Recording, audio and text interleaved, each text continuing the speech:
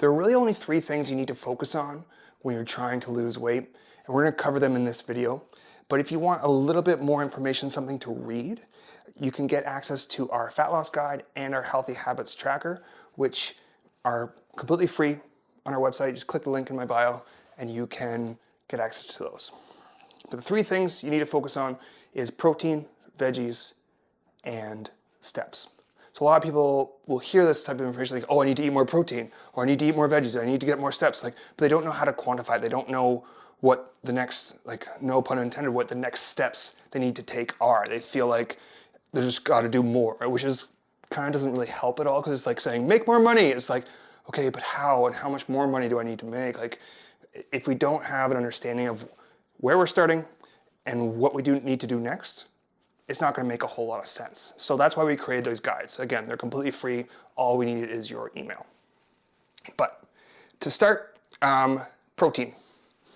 A good rule of thumb that I like to use is for every 25 pounds that you weigh, you need 1 serving of protein. So if you weigh 100 pounds, that's 4 servings of protein. If you weigh 150 pounds, that's 6 servings. And if you weigh 200 pounds, that's 8 servings. So if you're somewhere in between there, you can kind of mix and match. Now, if you, let's say you're 150 pounds and you're not getting 6 servings of protein a day, it's okay to let yourself build up to that. What I like to get people to do is try to add 0.5 servings each week. Now, like, what's half a serving? Like, I wouldn't really worry about trying to have, half a chicken breast or have half a burger. Like, that's not what I'm saying. It's, on average, we want to see that number increase. So let's say if one day you have 4 and the next day you have 2, like, your average there is 3, but before you were doing 2 servings a day, like, that to me is a trend in the right direction. Ideally, we want to get that number, like, again, if we're searching for 6, using 150 pounds as the example, we want to get that number up to 6 every single day.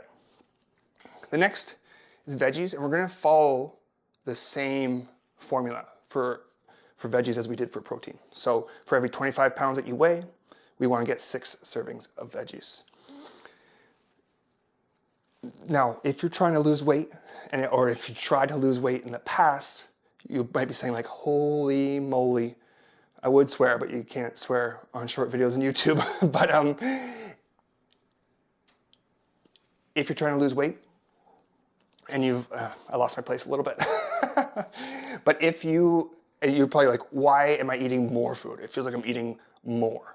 And there's good reason for that. 1, protein and veggies will make you feel way more full. So if you're having more protein, having more veggies, and eating all that food, you'll feel more full, so you won't eat as much as the more calorie dense stuff that doesn't give you as much like nutrients. Right? So these things are very nutrient heavy. They'll make you feel full, to give you lots of energy. They help your body move better, feel better, all those kinds of things. So you'll actually burn more calories when your body feels better, because you feel more willing to move. But also another thing with protein and veggies, since they are so filling and tend to be more nutrient dense, it is harder for your body to break them down. It takes more energy. So you actually burn more calories digesting protein and veggies than you do other foods. So that's a main reason why you're like, okay, I'm eating so much food.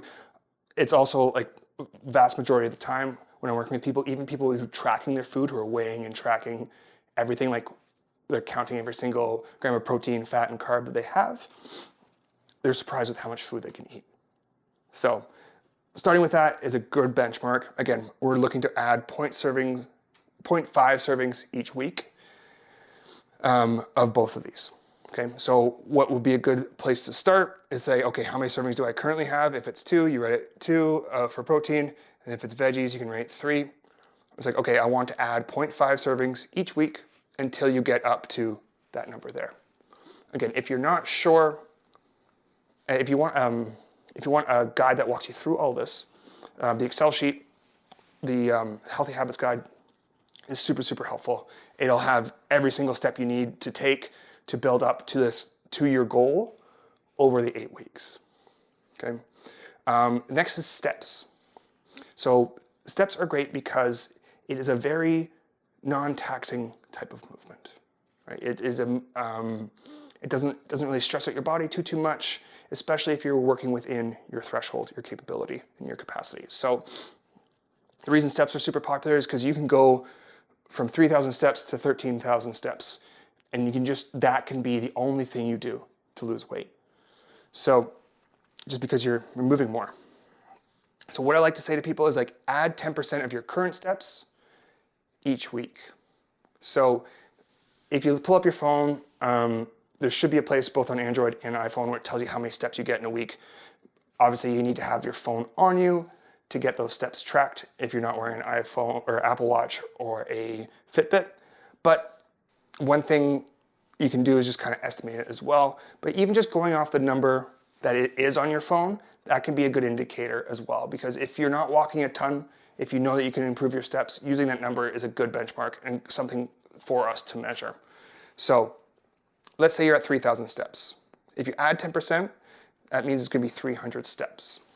So you're looking for a total of three of these two numbers, which is 3,300. Now, if you don't, track your steps, you don't have any of the devices I just mentioned, and you don't keep your phone on you very much, a good rule of thumb is that 1 minute is 100 steps, or 10 minutes is 1,000 steps. So if you need to get 3,300 steps, that's roughly going to be about like 30 minutes of walking, maybe 35 minutes of walking. So you can use that to increase your steps over time if you don't track them specifically. What you do from there, so after you do your first week of 3,300, you need to do an additional 10%. So you're not always adding 300 steps, you're adding on top of what you just did. Because we need to build up, right? And we want that to be the average. So if on certain days you're below 3,000, that's totally okay. It's just the intent is that you build up over time so that maybe then the next day you would do an extra 2,000 steps, right? But to get that extra 300 steps is 3 minutes, which is not very much at all. And it might not, like these initial steps, like adding half a serving and adding 300 steps, that's not going to help you lose weight. What's going to help you lose weight is getting to that 25 pounds or one serving for every 25 pounds and building this up so that you're eventually at 6,000 and 7,000 steps. Because by the time you get to the 7,000 steps, which, if you do the math, is not like that's an extra like 30 minutes of walking, which might seem like a lot right now, but if you're building up to it every single week, it's going to be super, super easy. Building up to that, you're going to be doubling your output, which is going to help you lose weight. So these three things will all help you lose weight. You'll feel better, you'll move better, and it'll make just your life better in every single way. If you still feel confused as to how to get this started, I'm sorry that I lost my place so many times, but it is much more clearly laid out in our fat loss guide and in our healthy habits tracker, which you can access from our website. Just click the link in my bio and it'll get you there. And if you ever want to book a free call or have any questions, just reach out. Thanks so much for watching. Talk to you soon.